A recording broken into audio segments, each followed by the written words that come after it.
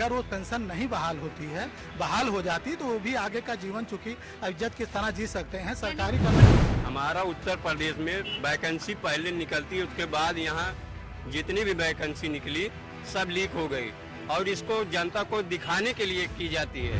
विकास बहुत हुआ है। पहले देखा जाए तो लोग गांव में गोबर से गेहूं निकालते थे, खाते थे गरीब लोग। युवाओं का रोजगार का वो इन्होंने बिल्कुल भी ध्यान ही नहीं दिया है।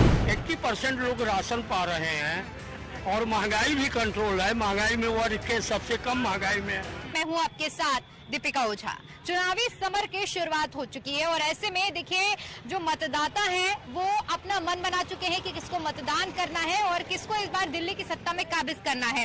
और यही जानने के लिए हम इस वक्त ग्राउंड जीरो में मौजूद हैं और अलग अलग लोकसभा क्षेत्रों में लोगों के मन की बात जो है वो आप तक पहुंचाने का प्रयास कर रहे हैं। और इसी कड़ी में आज हमारी टीम पहुंच चुकी है सुल्तानपुर।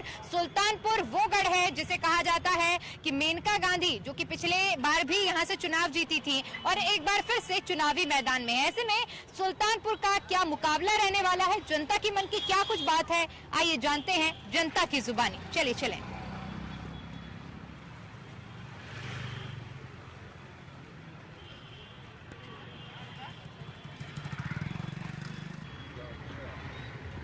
तो चलिए यहाँ क्योंकि चाट पकौड़ी की दुकानें और तमाम तरह की यहाँ पर दुकानें हैं, लोग एकजुट हैं, शाम का समय है, चर्चा कर रहे हैं। इनकी चर्चा के बीच में चलते हैं और राजनीति पर कुछ चर्चा करते हुए समझते हैं कि इन लोगों ने क्या मन बनाया है।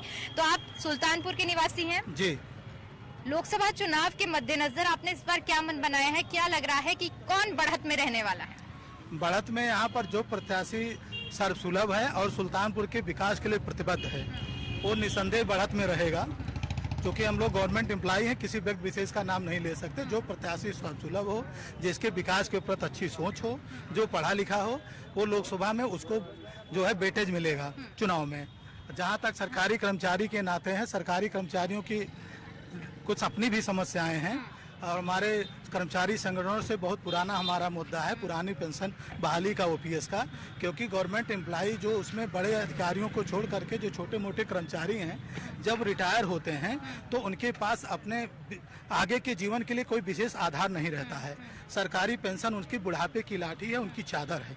अगर वो पेंशन नहीं बहाल होती है, बहाल हो जाती तो वो भी आगे का जीवन चूंकि इज्जत किस तरह जी सकते हैं। सरकारी पुरानी पेंशन बहाली आप लोगों के लिए एक बड़ा मुद्दा रहने वाला है और मतलब और सारे मुद्दों पर चुनाव होंगे। लेकिन सरकार से हम लोगों की अपील है कि सरकार जो भी निर्वाचित हो हमारे इस मुद्दे पर भी जो है ख्याल करे। ठीक है, आपको क्या लग रहा है कि इस बार क्या मन बनाया है सुल्तानपुर की जनता ने?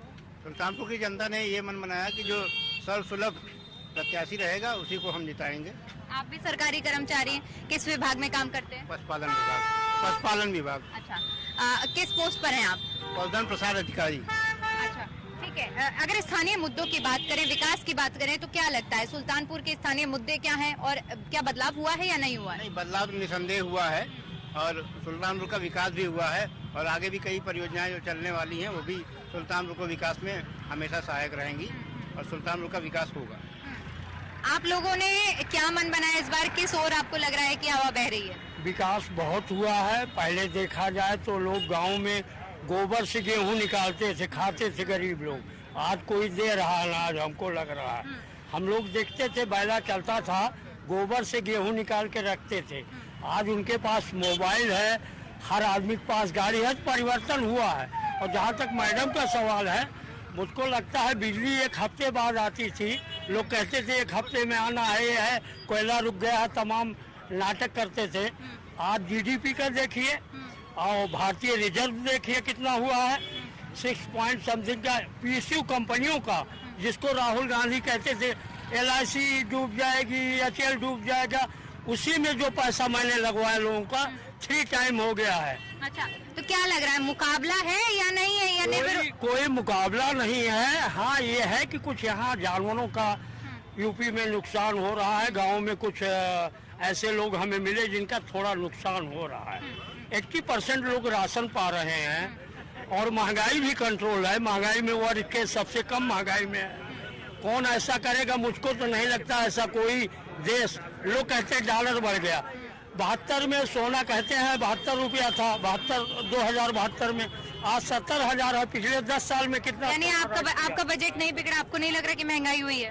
कोई महंगाई नहीं है। अगर देखा जाए महंगाई कई चीजों से नापा जाता। महंगाई कितना भाग हमारे सीमा में लगा, सड़कें बनी, रोड बना, वहाँ पैसा लगता है, हम इकट्ठे रौड़ी बांट दे सारे पैसे को। ठीक है। क्या लग रहा है आपको, किस ओर हवा जा रही है? देखिए, हवा का हम नहीं कुछ बता सकते, लेकिन एक सबसे बड़ा मुद्दा है युवाओं का, रोजगार का। वो इन्होंने बिल्कुल भी ध्यान ही नहीं दिया है। और आपको बता दें कि ऐसी ऐसी वैकेंसी हैं जो आज 6-6 साल हो गए, दोबारा वो आई ही नहीं है। इनको उस पर काम करना चाहिए। बाकी चीज़ें तो चलिए ठीक है, ऊपर नीचे सरकारें आती हैं, निगेटिव पॉजिटिव सबका अपना रहता है। एटलीस्ट इनको रोजगार पे ध्यान देना चाहिए जो है। और ये अग्निवीर वगैरह जो इन्होंने इस तरह का कर दिया है, आई थिंक हमें नहीं लगता कि ये सही है। अच्छा, यानी एक युवा होने के नाते आप सरकार की युवाओं के लिए जो योजनाएं चलाई जा रही हैं, आप खुश नहीं है? नहीं, हमें खुश नहीं है। वैकेंसीज वगैरह आ ही नहीं रही है, तो क्या मतलब है फिर जो है। तो क्या लगता है, 2 मिनट आपके पास भी आऊंगी, क्या लगता है आपको कि युवाओं के लिए कौन सी सरकार बेहतरीन काम कर सकती है?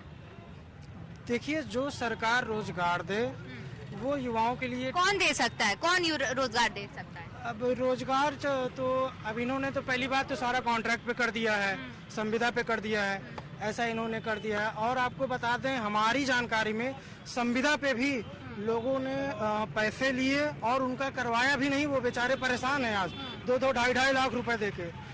और कम से कम परमानेंट वाले में था तो वहाँ पे वैकेंसी निकलती थी, आयोग से होता था, उसमें जो पढ़ा है नहीं पढ़ा है अपना वहाँ पे होता था, जो है कंफर्मेशन तो था यहाँ पे। ये तो हुई युवाओं की बात, आप भी कुछ कहना चाह रहे हैं जी? हाँ, हमारा उत्तर प्रदेश में वैकेंसी पहले निकलती है, उसके बाद यहाँ जितनी भी वैकेंसी निकली सब लीक हो गई। और इसको जनता को दिखाने के लिए की जाती है। और जनता को दिखाने, युवा आजकल इतने भटक रहे हैं कि कोई देखने में 5 साल 10 साल बीत गया और आज तक एक नौकरी युवा नहीं पाया। अच्छा, आप चूंकि विकलांग भी हैं, ऐसे में जो सरकार की ओर से योजनाएं चलाई जा रही हैं, क्या उनका आपको लाभ मिल पा रहा है? हम लोगों को तो मिलता है। हाँ, इससे पहले की सरकार में मिलता था या नहीं मिलता था? पहले भी मिलता था। यानी आपके लिए स्थिति एक ही रही है, चाहे पहले की बात करें चाहे? हम लोगों का स्थिति एक जैसी, मूल महंगाई के अनुसार हम लोगों का पेंशन नहीं बढ़ा है। सुल्तानपुर की अगर मुद्दों की बात करें तो क्या लग रहा है, सुल्तानपुर के अहम मुद्दे क्या रहने वाले हैं जो इस बार चुनावी मैदान में हावी होंगे? चुनावी मैदान में स्वास्थ्य जरूरी है और शिक्षा, रोजगार, ये मुद्दा है। स्वास्थ्य सेवाएं क्या यहाँ ठीक नहीं है? अभी बजा रही नाली, यहाँ पर देख लीजिए, यहाँ पर ये कलेक्ट्रेट के बगल में देख लीजिए, हर जगह नाली बजा रही है। आप लोग, साफ सफाई नहीं हो रही है। अभी देख लीजिए, अभी दिखाएं। कहाँ दिख रही, क्या दिखाओगे? मतलब पहले से एजेंडा बना के आए हो क्या बोल रहे हैं? ठीक, आप बताइए। ठीक है, देखिए, विरोध और आप बातों का जवाब दीजिए, लेकिन एक शालीनता से जवाब देना है। आप बताइए कि आपको क्या लग रहा है, इस बार के सुल्तानपुर के स्थानीय मुद्दे क्या रहने वाले हैं जो इस बार चुनाव में हावी होंगे? देखिए, असली मुद्दा तो सड़क, बिजली, पानी का ही होता है और इस सरकार में वो पर्याप्त है। बाकी कैंडिडेट की पर्सनैलिटी का भी असर पड़ता है, तो इसमें हमारे यहाँ की सांसद सब पे भारी पड़ते हैं। और लास्ट टाइम पे फिर मोदी जी का मैजिक चलना ही है, योगी जी का मैजिक चलना ही है। तो हमें तो लगता है कि बड़े आराम से यहाँ से मेनका जी। क्या लग रहा है, एक बार फिर से मेनका गांधी जो कि सुल्तानपुर की धरती से चुनाव लड़ रही हैं, फिर से सांसद बनकर आएंगी यहाँ पर या नहीं? हाँ, श्योर। यानी कोई किसी तरह का मुकाबला नहीं? कोई मुकाबला नहीं। आप लोगों ने क्या मन बनाया है, और अगर मुद्दों की बात करें तो किन मुद्दों पर मतदान करने जाएंगे? मैम, इस बार कोई मुद्दा ही नहीं रह गया है। अब इतनी अच्छी सरकार चल रही है, इसमें कोई मुद्दा बचा ही नहीं है जो विपक्षी कोई मुद्दा बना पाए। और विकास की नाव तेज है, जब से यहाँ माँ मेनका जी आई हुई है तब से विकास की रफ्त जो है और रफ्तार पकड़ ली है। और दोबारा भी वो अच्छे खासे मतों से यहाँ विजयी होंगे, उनका कोई टक्कर नहीं दे रहा विपक्षी जो भी नेता है जी। प्रत्याशी बनाम विपक्ष कैसे देख रहे हैं, जो एक तरफ मेनका गांधी है, एक तरफ विपक्षी गठबंधन है, इंडी गठबंधन, जो इस बार एक साथ होकर चुनावी मैदान में है? क्या लग रहा है, कितने नुकसान पहुंचा सकता है ये गठबंधन और बसपा, भारतीय जनता पार्टी को? जी, नुकसान तो पहुंचा सकता है, क्योंकि जातिगत समीकरण थोड़ा बन गया है। क्योंकि बसपा से उधर राज वर्मा जी आए हुए हैं और सपा से राम भुआल निषाद जी, तो निषाद वोटर भी जा रहे हैं बीजेपी के कट के, जो कि पिछले चुनाव में निषाद जो है बीजेपी से जुड़े रहे और वर्मा वोटर भी जुड़े रहे हैं, लेकिन इस बार थोड़ा कटाच हो रहा है वोटरों का, लेकिन ऐसा कुछ बहुत ज्यादा अंतर नहीं देखने को मिलेगा पिछले रिजल्ट की अपेक्षा अगर की जाए तो। फिलहाल इनका विजय रथ उसी तरीके से चलता हुआ दिखाई दे रहा है, ऐसा कुछ है नहीं कि विपक्ष इतनी दमदारी से या दावेदारी से लड़ पाएगी मां मेनका जी से।